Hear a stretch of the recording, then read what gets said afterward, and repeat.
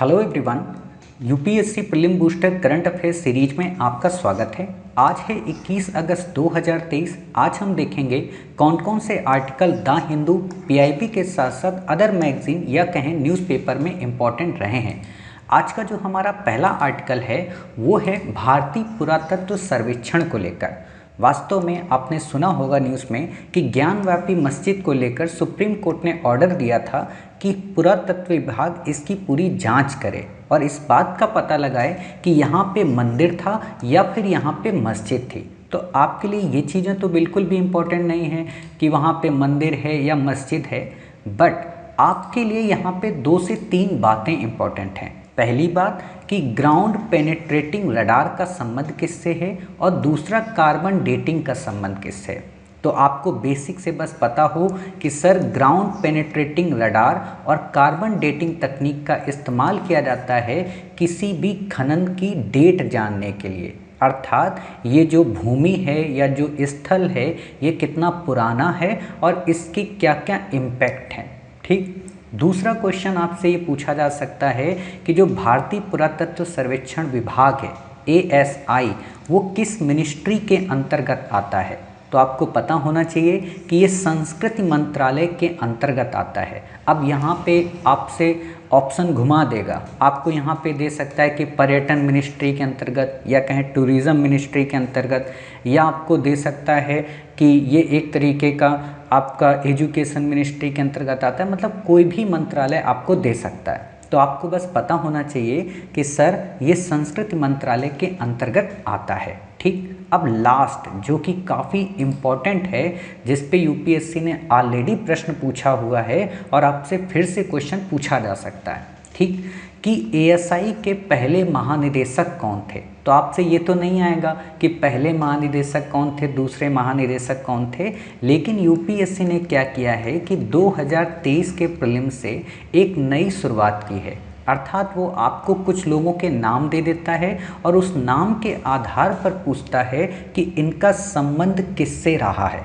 ठीक। और यही प्रश्न यूपीएससी ने 2023 में पूछा है कि अलेक्जेंडर कनिंघम का संबंध किससे है। हालांकि सिंगल अलेक्जेंडर कनिंघम नहीं आया है, बल्कि 2 से 3 नाम आए हैं। आप ऐसे ये देख सकते हैं, जैसे ये प्रश्न है 2023 के यूपीएससी प्रीलिम में कि अलेक्जेंडर, ठीक है, अलेक्जेंडर री H लॉन्गहर्स्ट या रॉबर्ट स्वेल या जेम्स बर्गस। अब यहाँ पे क्या है कि आपको भले ही लॉन्गहर्स्ट के बारे में ना पता हो, रॉबर्ट स्वेल के बारे में ना पता हो, जेम्स बर्गस के बारे में ना पता हो, वाल्टर इलियट के बारे में ना पता हो, लेकिन अलेक्जेंडर का नाम तो आपने सुना होता है ना ASI को लेकर। तो आप यहाँ से इन 3 ऑप्शन को आसानी से एलिमिनेट कर सकते हैं और तुक्के के हिसाब से आप यहाँ पे पुरातात्विक उत्खनन लगा सकते हैं।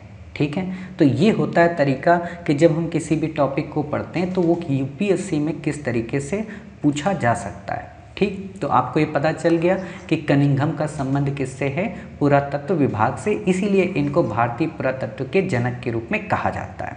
ठीक। अगला आर्टिकल देखते हैं। अगला आर्टिकल है हमारा अग्निबाण सब ऑर्बिटल टेक्नोलॉजिकल डिमॉन्स्ट्रेटर। देखो इस आर्टिकल को मैं अगर आपको पढ़ के बताऊंगा और आप इसको पढ़ेंगे तो बड़ा आपके दिमाग में उलझन सी हो जाएगी कि इसका क्या मतलब है, क्या नहीं मतलब है। तो मैं कोशिश करता हूँ पहले इसको सरल भाषा में आपको समझा देता हूँ और फिर हम आर्टिकल को पढ़ते हैं ताकि कोई दिक्कत ना रहे। वास्तव में अग्निकुल एक कंपनी है। ठीक है। अग्निकुल एक तरीके का प्राइवेट स्टार्टअप है।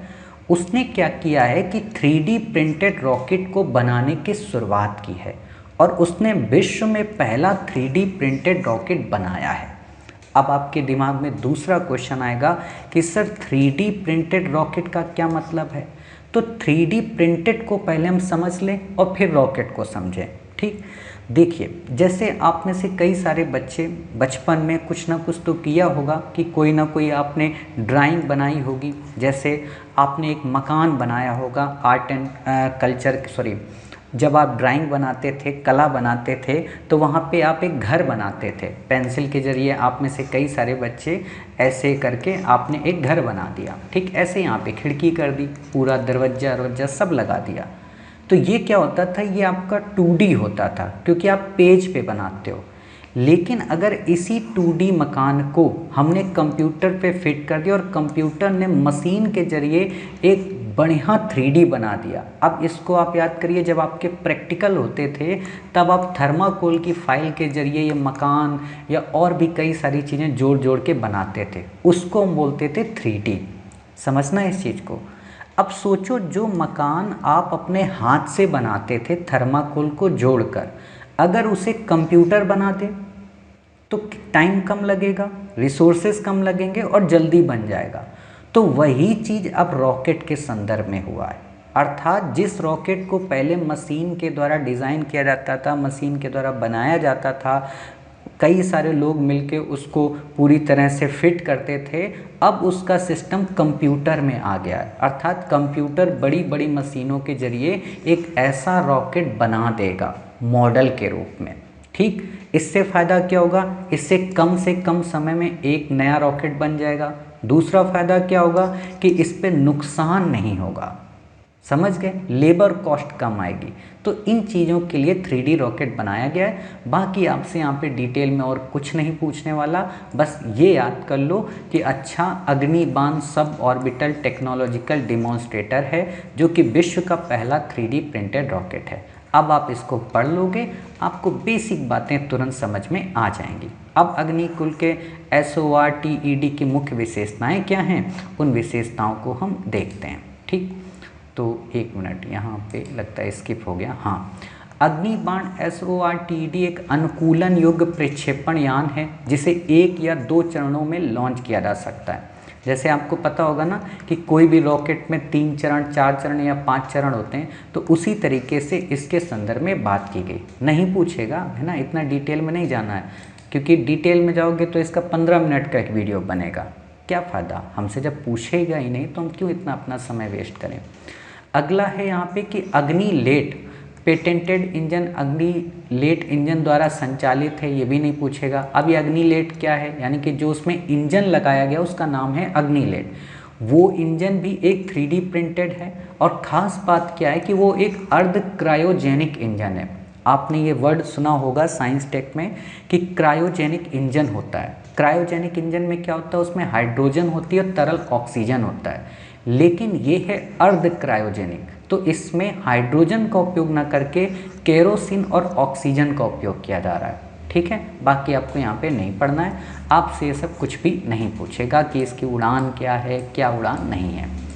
अब बात आती है 3D प्रिंटिंग को लेकर। तो अभी मैंने आपको बेसिक तो बता दिया कि 3D प्रिंटिंग क्या होती है। तो अब आप इमेजिन करो कि 3D प्रिंटिंग से हम क्या क्या बना सकते हैं। हम घर बना सकते हैं, हम कोई इंस्ट्रूमेंट बना सकते हैं, हम कोई चिकित्सा का आप औजार कह सकते हैं या कह सकते हैं कि चिकित्सा के लिए जिन पुर्जों की आवश्यकता होती है उसको बना सकते हैं, किसी भी गाड़ी को या किसी भी कार को प्रिंट कर सकते हैं, कोई कांच की सामान या कटोरी या कोई बर्तन, इन सारी चीज़ों को बना सकते हैं। कहने का मतलब, अगर आपसे प्रश्न पूछा जाए कि 3D प्रिंटिंग के क्या क्या उपयोग हैं, तो आप आसानी से बता सकते हो कि सर इससे काफ़ी सारी चीज़ें की जा सकती हैं। ठीक, बाकी आपको यहाँ पे कुछ भी याद रखने की ज़रूरत नहीं है। ठीक, चलिए अगला आर्टिकल देखते हैं। अगला आर्टिकल है भारत का विदेशी मुद्रा भंडार। इसको वास्तव में हम इकोनॉमी की क्लास में काफ़ी डेप्थ में पढ़ेंगे, बट यहाँ पे हम कुछ बेसिक चीज़ें जान लेते हैं जिससे हमसे प्रश्न पूछा जा सकता है। पहला प्रश्न आपसे यही पूछेगा कि भारत का विदेशी मुद्रा भंडार विगत कई वर्षों से अनवरत रूप से बढ़ रहा है। तो यहाँ पे ध्यान रखना, यहाँ गलती हो जाएगी। क्यों? क्योंकि कई बार हमारा विदेशी मुद्रा भंडार बढ़ता है और कई बार कम होता है। तो जहाँ अनवरत शब्द आ जाए, आप जब इकोनॉमी के प्रीवियस ईयर के प्रश्न पत्र देखेंगे यूपीएससी में, तो यहाँ अनवरत वृद्धि हुई, यहाँ पे सतत रूप से वृद्धि हुई, तो वो ऑप्शन अमूमन गलत हो जाते हैं। ठीक, तो ये चीज़ बस आप याद रखो। बाकी आपसे नहीं पूछेगा कि 708 मिलियन था या 602 बिलियन था, ये कुछ भी नहीं पूछेगा, तो इनको याद रखने की ज़रूरत नहीं है।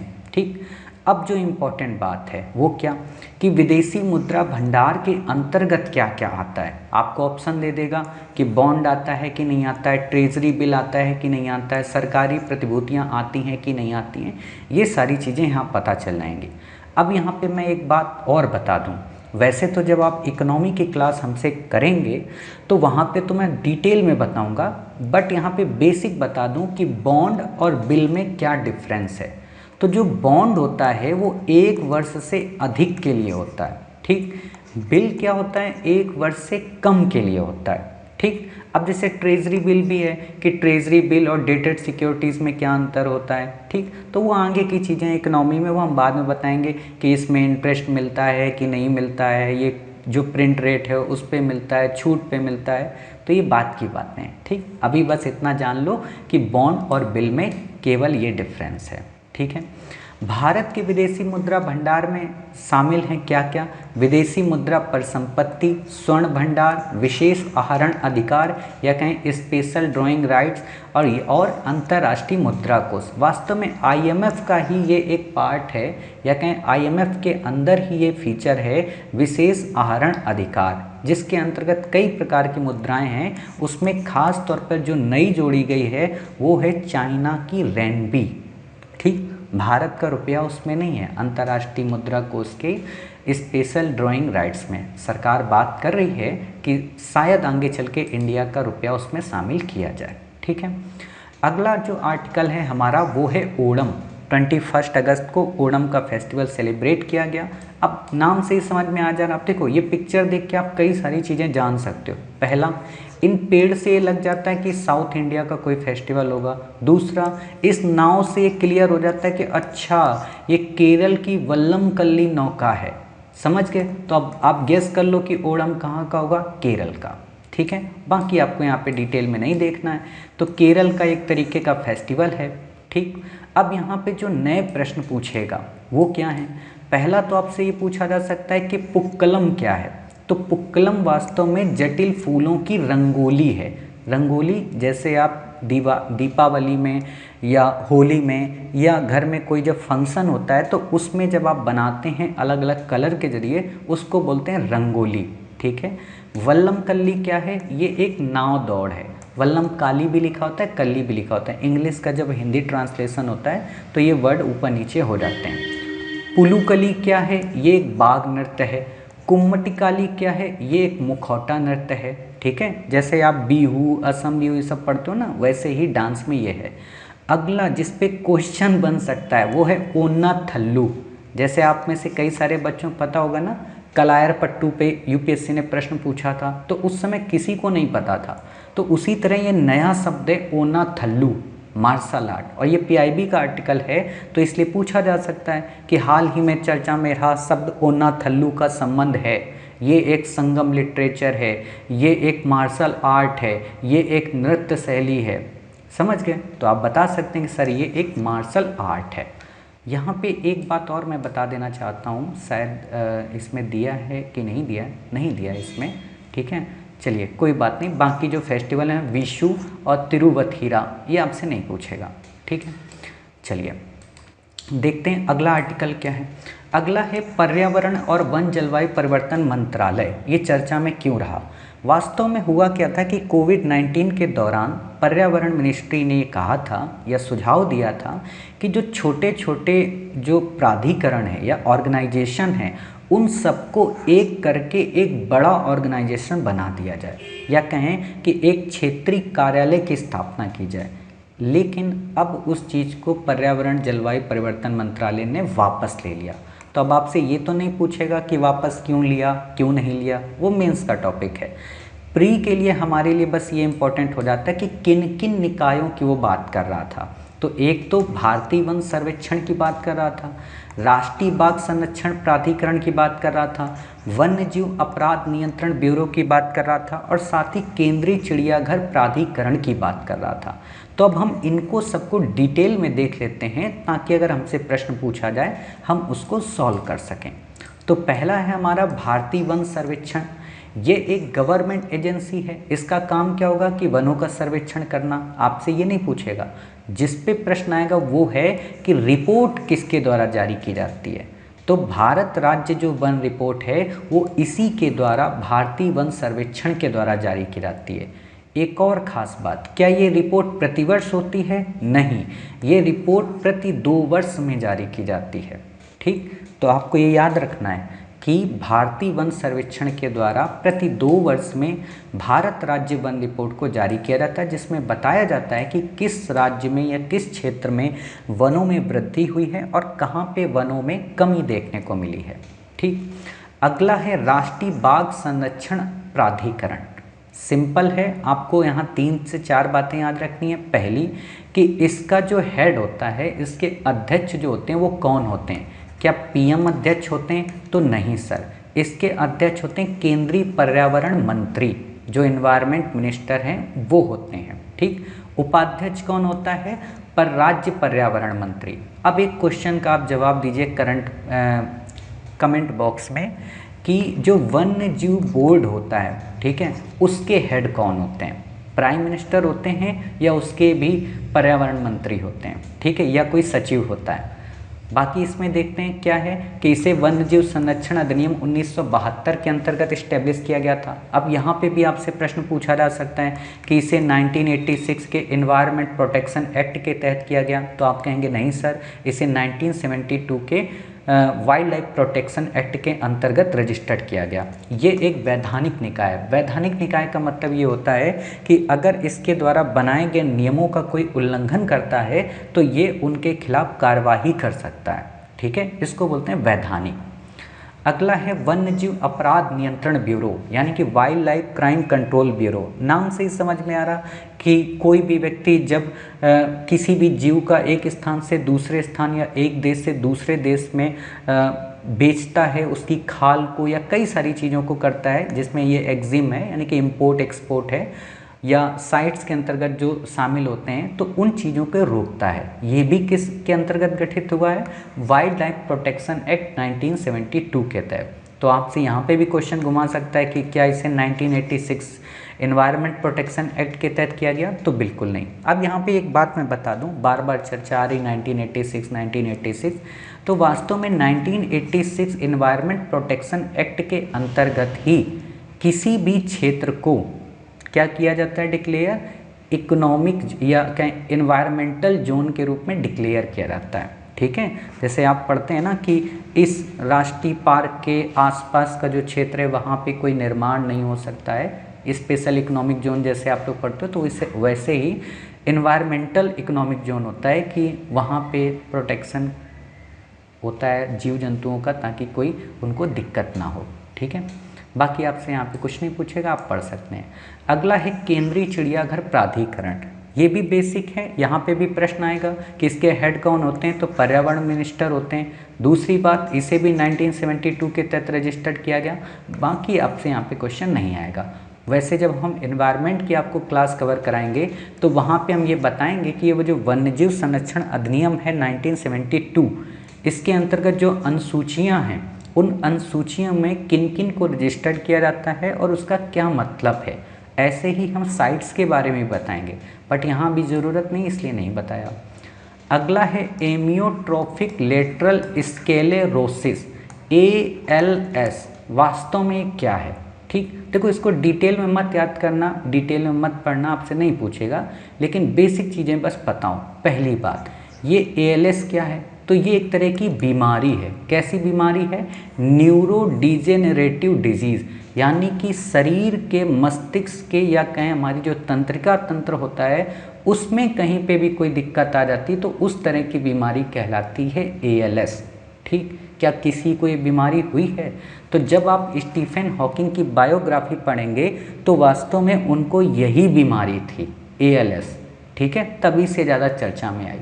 अगला क्वेश्चन, क्या इसकी कोई उपचार विधि है? तो नहीं सर, इसकी कोई उपचार विधि नहीं है, बस ट्रीटमेंट होता रहता है। बाकी आपसे यहाँ पे क्वेश्चन नहीं पूछेगा, आप इसको पढ़ लीजिएगा, कितनी खतरनाक है कितनी खतरनाक नहीं है ये आपसे नहीं पूछेगा। ठीक है, चलिए अगला देखते हैं यहाँ पे आर्टिकल क्या है। अब वही बात है, इसका कोई कारण पता है? नहीं पता है कारण कैसे होती है। ठीक, क्या करती है? कोई अंग में कमजोरी हो सकती है ना, या कोई अंग डिस्टर्ब कर सकता है। बाकी आपसे नहीं पूछेगा। कोई इलाज है? तो नहीं है। ठीक, सरकार ने क्या उपाय किया या वर्ल्ड हेल्थ ऑर्गेनाइजेशन ने क्या किया? बस पढ़ लेना, आपसे नहीं पूछेगा। ठीक, अगला है भारतीय हिमालयी क्षेत्र, काफ़ी इम्पोर्टेंट है। इस पे कई प्रकार के प्रश्न बन सकते हैं। एक तो आपसे प्रश्न बन सकता है मैपिंग के हिसाब से कि हिमालयी क्षेत्र के अंतर्गत कितने स्टेट आते हैं, तो टोटल 13 स्टेट आते हैं, यानी कि 13 स्टेट आते हैं। पहले 12 आते थे, लेकिन जब से जम्मू एंड कश्मीर और लद्दाख को अलग अलग किया गया तब से एक एक्स्ट्रा हो गया। ठीक, तो आपसे ये प्रश्न पूछा जा सकता है कि वो 13 स्टेट कौन कौन से हैं। तो नाम याद रखना, इस मैप को याद रखना ताकि आप भूलें ना। और हम कोशिश करेंगे न केवल इस मैप के जरिए बताएं, बल्कि 3D मैपिंग के जरिए भी आपको बताने की कोशिश करें। तो पहला क्या है, लद्दाख है, नहीं, पहला जम्मू कश्मीर है, ठीक है, दूसरा लद्दाख, तीसरा हिमाचल, चौथा उत्तराखंड, पांचवा वेस्ट बंगाल, छठा सिक्किम, सातवां मेघालय, आठवां असम, नौवां अरुणाचल, 10वां नागालैंड, 11वां मणिपुर, 12 मिज़ोरम और 13 त्रिपुरा। ठीक है, तो ये 13 के 13 स्टेट आपको पता होने चाहिए। अब देखो, जब भी आप ऐसा मैप देखते हो ना, तो यहीं से ही ज्योग्राफी भी कवर कर लिया करो। कैसे कि वो कौन कौन से स्टेट हैं जो ना तो किसी इंटरनेशनल बॉडी से टच होते हैं, मतलब किसी कंट्री से टच होते हैं, और ना ही किसी समुद्र से टच होते हैं, वाटर बॉडी से। ठीक है, यानी कि वो किसी से भी कोई बॉर्डर नहीं बनाते सिवाय स्टेट्स के। तो जैसे आप देख सकते हो, एमपी दिख रहा है आपका तेलंगाना यहाँ पे दिख रहा है, आपकी दिल्ली यहाँ पे दिख रही है, ठीक है, आपका यहाँ पे हरियाणा दिख रहा है। तो आप ऐसे प्रश्न याद कर सकते हो। ठीक है, बाकी आपको यहाँ पे और ज़्यादा कुछ याद करने की ज़रूरत नहीं है, आप छत्तीसगढ़ भी देख सकते हो यहाँ पे। ठीक, तो ऐसे प्रश्न देखा करूँ, क्योंकि यूपीएससी कभी भी पूछ सकती है कि भारत के 5 राज्य ऐसे हैं जो ना समुद्र से सीमा बनाते हैं और ना ही किसी अंतर्राष्ट्रीय सीमा से टच होते हैं, तो समझ जाना। ठीक, तो ये स्टेट हैं, आप इस तरीके से इनको देख लीजिए, बाकी आपसे क्वेश्चन नहीं पूछेगा। अच्छा, मैंने कहा है कि आपको 3D दिखाएंगे। चलिए, ये देखो, ये है हमारी प्यारी पृथ्वी भारत माता, ये है हमारा प्यारा भारत। ठीक, हमने इसको जूम किया यहाँ पे, अभी अंधेरा है ना, तो इसलिए अंधेरा यहाँ पे दिखा रहा है। तो अब आप यहाँ पे देखिए पूरे के पूरे स्टेट, ये क्या है, हिमालयन रीजन। ठीक, ये है जम्मू कश्मीर, ये लद्दाख, ये हिमाचल, ये उत्तराखंड। ठीक है, ये आपका सिक्किम, ये आपका वेस्ट बंगाल, ये असम, ये अरुणाचल, ये नागालैंड, ये मणिपुर, ये मिज़ोरम, ये त्रिपुरा। ठीक है, ये मेघालय आपका। ठीक है, तो आपसे यहाँ पे प्रश्न काफ़ी सारे बन सकते हैं, खासतौर पे लोकेशन को लेकर, इनकी राजधानी को लेकर। ये चिकन ने कॉरिडोर है। ठीक है, अभी मणिपुर में हिंसा हुई, कई सारे इंसिडेंट हुए, तो यहाँ पे प्रश्न बन सकते हैं कि कौन कौन से कर्क रेखा से होकर गुजरते हैं, कौन मकर रेखा से होकर गुजरते हैं। वो सारी चीज़ें हम आपको अपनी जो मैपिंग की क्लास आएगी वहाँ पे क्लियर करेंगे। ठीक है, तो यहाँ पे आपने इस चीज़ को देख लिया। चलिए, अगला है मीना माता अभिसमय की छठी वर्षगांठ। मीना माता वास्तव में अभिसमय है, या कहें कि एक तरीके से जो जैविक प्रदूषण होते हैं उनसे रोकथाम के लिए ये एक तरीके का कन्वेंशन है। ठीक है, जापान में है मीना माता शहर। ठीक है, वहीं पे खाड़ी भी है मीना माता। मैं आपको एक बार लोकेशन दिखा देता हूँ, ठीक है, ताकि आपको चीज़ें पता रहें।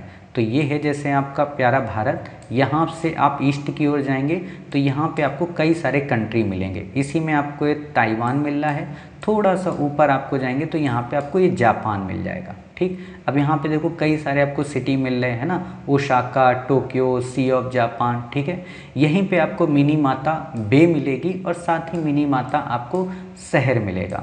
ठीक, तो आपको बाकी यहाँ पे इतना ज़्यादा याद नहीं रखना है, लेकिन बस हाँ इतना पता हो कि मिनी माता कहाँ पे है।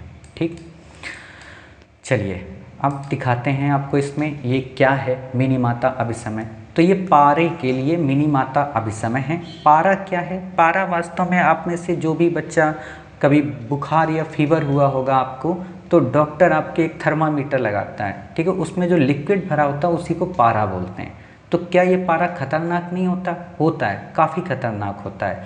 ये प्राकृतिक रूप से भी सोर्सेस में पाया जाता है और मानव निर्मित भी होता है। ठीक है, तो इसके काफ़ी सारे खतरे भी हैं, काफ़ी सारे यूज भी हैं। जल के साथ या कहें पानी के साथ जब ये मिलता है तो ये काफ़ी ज़्यादा खतरनाक हो जाता है। तो यही बेसिक बातें यहाँ पे आपको बताई गई हैं, बस देख लीजिए। ठीक है, ज़्यादा आपसे डिटेल में नहीं पूछेगा। पारा क्या है? पृथ्वी में पाया जाने वाला एक प्रकार का तत्व है। कहाँ कहाँ इसके उपयोग हैं? थर्मामीटर में, बैरोमीटर में, रासायनिक खनन प्रक्रियाओं में, इलेक्ट्रॉनिक्स और इलेक्ट्रिक स्विच में। बस पढ़ना है, ठीक है। बाकी इसमें कोई ऐसा रॉकेट साइंस नहीं है कि जिसको हम डिटेल में एक्सप्लेन करें। फिर है पारा प्रदूषण के स्रोत कौन कौन से हैं, इस पर आपसे प्रश्न पूछा जा सकता है। आपको दे देगा 3 से 4 विकल्प कि ज्वालामुखी विस्फोट से निकलते हैं क्या, चट्टानों से प्राप्त होता है क्या, मृदा अपरदन से प्राप्त होता है क्या, तो आप बता सकते हो, ठीक है। मानव निर्मित में जो छोटे छोटे खनन होते हैं, सोने का खनन होता है ना, या अन्य कई सारी चीज़ें, धातुओं का मिश्रण किया जाता है, या औद्योगिक जो प्रक्रियाएं होती हैं, क्लोरीन उत्पादन या सीमेंट या अपशिष्ट भस्मीकरण, वहाँ इन चीज़ों को देखा जाता है। जैसे फ्लोरोसेंट बल्ब, जो पहले आपका बल्ब आता था ना, एलईडी के पहले जो CFL आपका आता था, ठीक है, उसको बोलते हैं फ्लोरेसेंट बल्ब। उसके अंदर जो होता था वो होता था पारा एक तरीके का, ठीक। क्या प्रभाव होता है, तो मिथाइल मरकरी मछली जैसे जलीय जीवों में जमा हो जाता है। अर्थात जो मिथाइल मरकरी, ये जो पारा होता है, उसकी एक अपग्रेड जो वर्जन है जिसको मिथाइल पारा बोलते हैं, वो मछलियों के पेट में जमा हो जाता है। इससे क्या होता है, इससे जब मानव उस मछली का सेवन करता है तो वो उसके अंदर आ जाता है, जो कि उसके लिए काफ़ी सारी चीज़ों में हानिकारक हो जाता है। श्रवण और दृश्य शक्ति उसकी चली जाती है, सुनने की क्षमता और देखने की क्षमता प्रभावित होती है। अब यहाँ पे मैं एक बात बताऊँ, आप में से जो बच्चा एनवायरनमेंट पढ़ता है तो वहाँ पे आप इन्हीं चीज़ों को पढ़ेंगे, खास तौर पे कि जैव संचयन और जैव आवर्धन क्या है, तो वहाँ पर यही आपको मैं पढ़ाऊँगा, ठीक है। बाकी यहाँ पे आपको और कुछ पढ़ने की ज़रूरत है नहीं, आपसे क्वेश्चन नहीं पूछेगा। अब एक नोट में डाल लीजिएगा, क्वेश्चन पूछा जा सकता है कि मिथाइल मरकरी और एथिल मरकरी क्या दोनों सेम हैं, तो नहीं, दोनों अलग अलग हैं। जो मिथाइल मरकरी होता है ये काफ़ी हानिकारक है, लेकिन जो एथिल मरकरी ये हानिकारक उतना नहीं है। अर्थात इस एथिल मरकरी का उपयोग कभी कभी कई सारी वैक्सीन को बनाने में किया जाता है। अब यहाँ एक बेसिक क्वेश्चन का जवाब दे दूँ, आप ये दो नाम काफ़ी ज़्यादा सुने कोरोना के टाइम पे, वैक्सीन और ड्रग, यानी कि दवा और टीका, दोनों में क्या डिफरेंस है।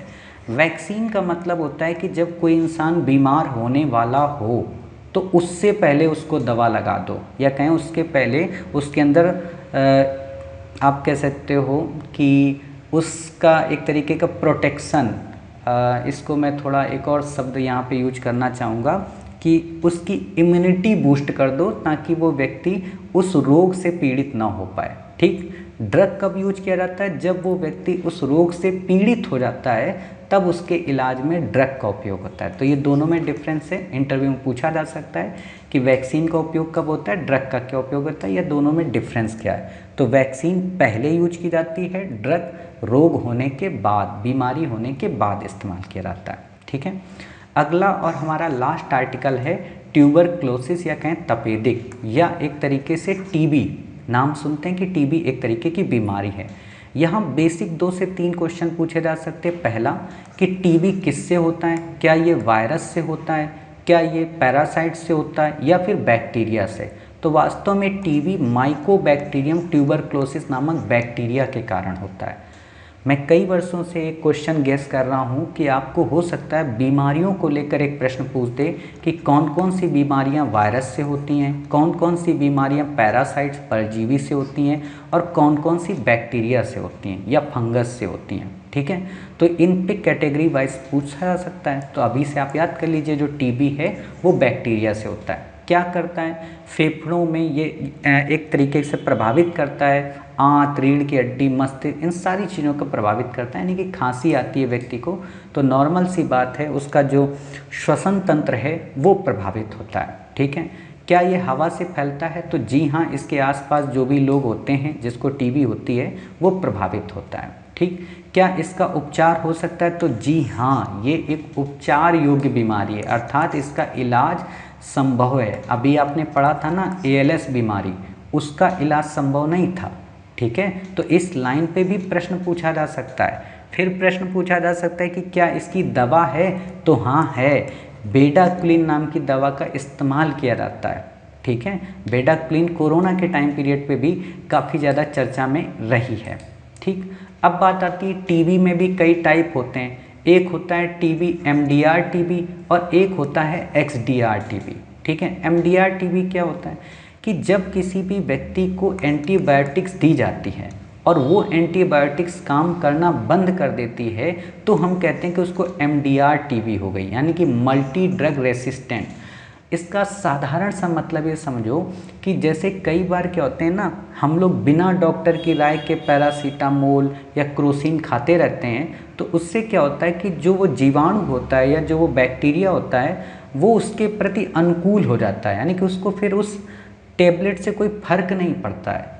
तो वही चीज़ यहाँ पे है कि जब 2 से 3 आप एंटीबायोटिक्स लेते हैं जो टीबी के इलाज के लिए है और वो काम करना बंद कर दे, तब हम उसे कहेंगे कि इस व्यक्ति को MDR टीबी हो गया।